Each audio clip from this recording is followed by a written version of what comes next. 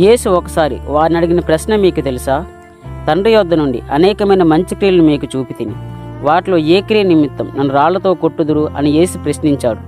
ఆలోచించి మిత్రమా, యేసు ఎవ్వరికీ హాని చేయలేదు. రోగులను స్వస్థపరిచాడు, ఆకలితో ఉన్న వారికి ఆహారం పెట్టాడు, బాధపడుతున్న వారిని ఆదరించాడు, పాపులను మారుమనస్సుకు పిలిచాడు.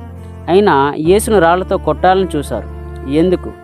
యేసు మంచి క్రియలను చేసినా ఆయన్ని ఎవ్వరూ అంగీకరించడానికి ఇష్టపడలేదు. కొన్నిసార్లు మన జీవితంలో కూడా ఇదే జరుగుతుంది. నువ్వు మంచిగా చేసినా కొందరు నిన్ను తప్పుగా అర్థం చేసుకోవచ్చు. నువ్వు దేవుని కోసం నిలబడినా నిన్ను విమర్శించవచ్చు. కానీ గుర్తించుకో, మనసు నిన్ను తిరస్కరించిన దేవుడు నీ హృదయాన్ని చూస్తాడు. యేసు చేసిన క్రియలకు ప్రతిఫలంగా రాళ్ళు వచ్చాయి, కానీ ఆయన ప్రేమ మాత్రం ఆగిపోలేదు. నువ్వు మంచి చేసినా నీ జీవితంలో కూడా ఇదే జరగవచ్చు. భయపడకు, దేవుడు నిన్ను చూస్తున్నాడు.